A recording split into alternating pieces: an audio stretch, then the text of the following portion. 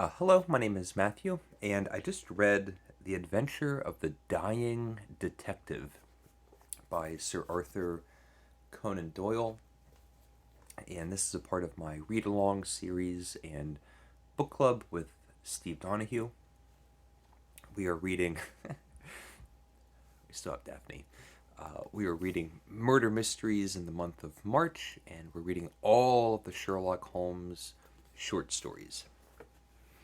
And The Adventure of the Dying Detective is a whole lot of fun, and it feels like a breath of fresh air because it's one of the things that I've uh, commented on and thought about in the last run of short stories and cases where they get so high flung and grand and convoluted,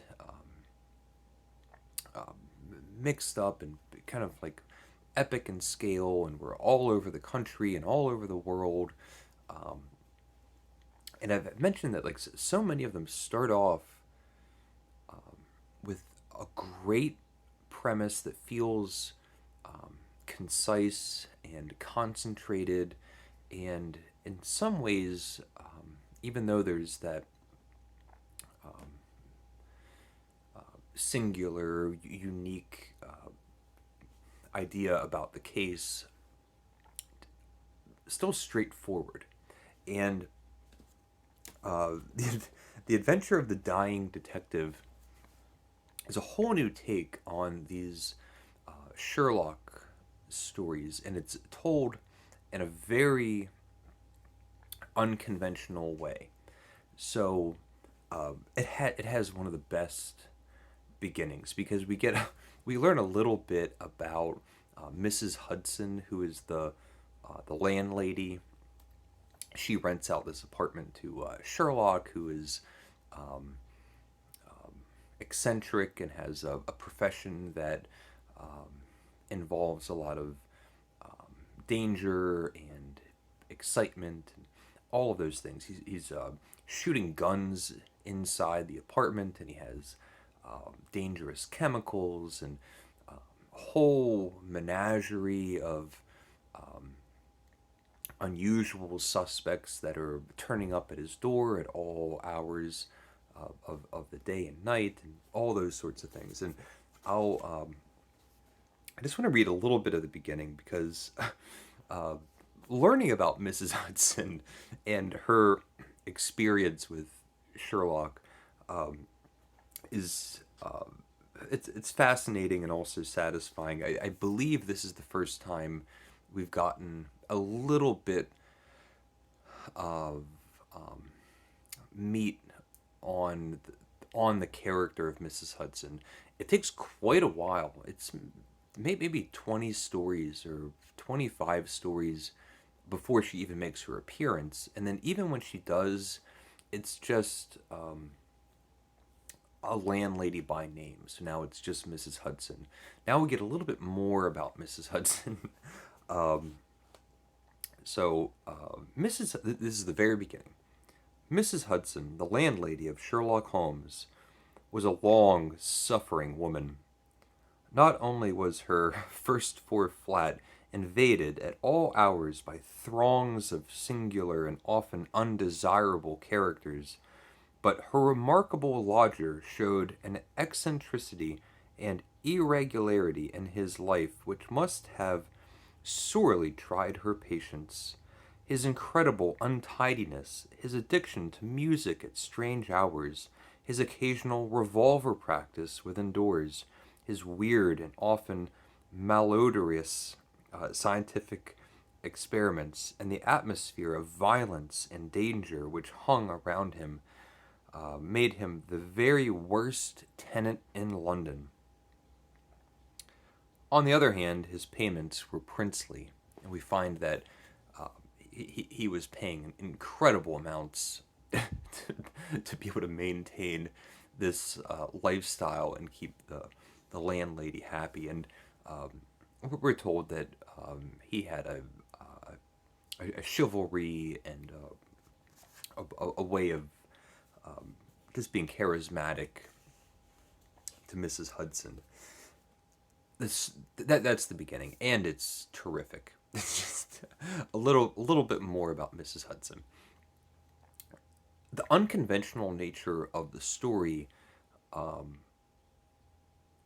is so surprising. It's a different take on the person bursting into the door having a mystery that needs to be solved. Instead, we have Mrs. Hudson, who we've now had properly introduced to us as a significant character in these tales, running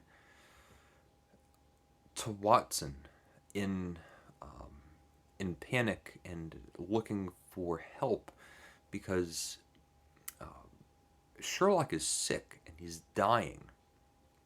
He's in the apartment.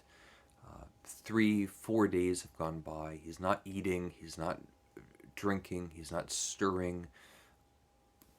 And he's just rotting away, withering away, refusing help, wanting Mrs. Hudson to leave him alone, and he's just in his deathbed. Finally, with the pestering of Mrs. Hudson, she says, in response to her, Sherlock says, if you need to ask for a doctor, bring Dr. Watson. And so Mrs. Hudson goes to Dr. Watson and explains that Sherlock is in a dire condition. Of course, Watson runs to the apartment to see how he can help. And we find Sherlock in a state of delirium. He doesn't want Watson getting close to him.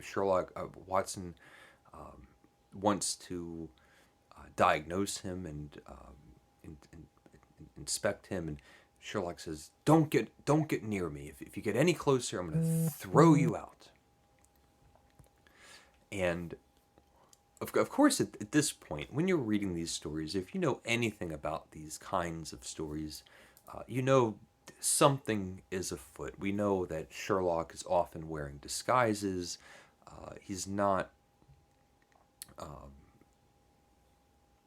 bound to be completely ethical or moral or honest. When he's on a case, he will sacrifice other people's emotions if he's on the trail of something. So we're already kind of thinking that as the reader. Is he wearing a kind of disguise? Is that why he doesn't want Watson getting very close to him? And we can think all of those things, but it's still enjoyable. And it's a whole case, it's a whole story, pretty much just set in the apartment with Sherlock and Watson bickering like two housewives, and one of my favorite moments, like, Sherlock is trying to manipulate the situation and wants Watson there, but doesn't want him doing certain things and asking all sorts of strange requests. And one moment that was just so cold-hearted and biting. Watson says, "I'll take care of you. I'm a doctor." And Sherlock says, "Well, you're not a very good doctor. You're just a general practitioner. I need someone that really knows what they're doing." And it hurt Watson's feelings. In this scenario, Watson doesn't know that there might be any sort of deception. And it was a cold blow.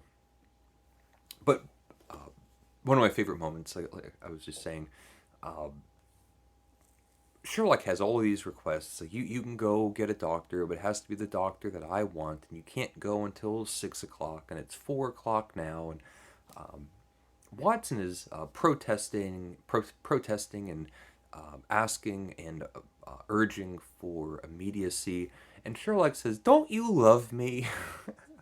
Just like what you might hear um, from like a drunken loved one or family member or a sick child being obstinate and throwing a tantrum and trying to get what they want.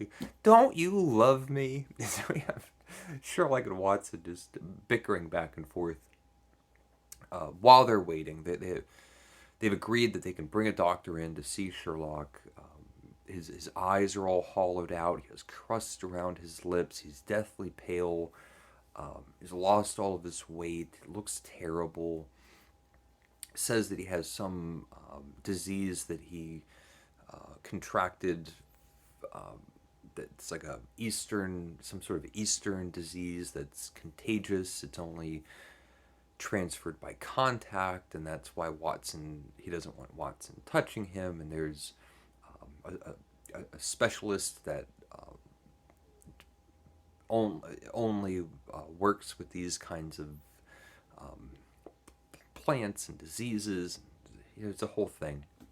While they're waiting, Sherlock is supposed to be passed out in the bedroom, and Watson is just going around the apartment looking at things, and he finds his puzzle box, and he goes and starts playing with this puzzle box, and Sherlock bursts out of the door and rips it out of his hands. He goes, "Don't touch my puzzle box!"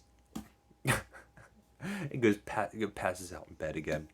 So finally, Watson goes and gets this doctor that Sherlock is asking. It's by name, this one doctor. And there's a great moment. So we know something is going on. There is a case. Sherlock is doing something. We know all of that. And Watson is there, and he tells this scientist or doctor or whatever he is, Sherlock is dying. He's got some kind of disease. He's asking for you. And Sherlock says, Watson says, in the reflection of a mirror as he was turning around, he saw this scientist have a stretched smile on his face. And it was just a brief second. It was in a reflection. He wasn't sure, because the scientist, as soon as he heard that Sherlock was dying, it totally changed his tune. He wanted to throw Watson out, didn't want to see him. Watson bursts in. He's all in a huff and a rage. Finds out it's Sherlock, and then goes, "Oh." And he sees a smile and agrees. When Watson turns around and sees him face to face, the smile is wiped away, and it's just a frown and a brow of genuine concern. Watson's back at the apartment. The scientist is following shortly after. Watson now is hiding under the bed practically. And then we get the meat of the case. What's going on? And this scientist, doctor, had poisoned or killed somebody. Sherlock was on the case. The scientist found out, send him this poisonous puzzle box. Sherlock knew that it was a poisonous puzzle box. Put on this disguise and starved himself and dehydrated himself to convince Mrs. Hudson to go off and get Watson, and convince Watson that it was in such an alarm that he has to go get this doctor. And if he didn't deceive all of his loved ones and friends, they wouldn't have acted in accordance of the way that they needed to convince the person that he had to come. And he admits that he does this confession. He thinks that Sherlock is on his deathbed. The police spring in. They catch this person. Sherlock has a glug of water, reveals what's going on, and that's the case. And it's slight, it's trivial, no high stakes, a lot. It's the theatrics, the theatricality of Sherlock Holmes, about as extreme as it could be. Takes everyone's emotions hostage and just trounces on everyone to just solve the case. Doesn't matter who he hurts. It's an aspect of Sherlock Holmes that has come up sometimes. It's not a huge part of his personality, but he is willing to do whatever it takes. That much is clear. And of course, Sherlock doesn't die. That was the Adventure of the Dying Detective. Let me know if you've read it. Thank you for watching, and please leave a comment if you would like, and take care.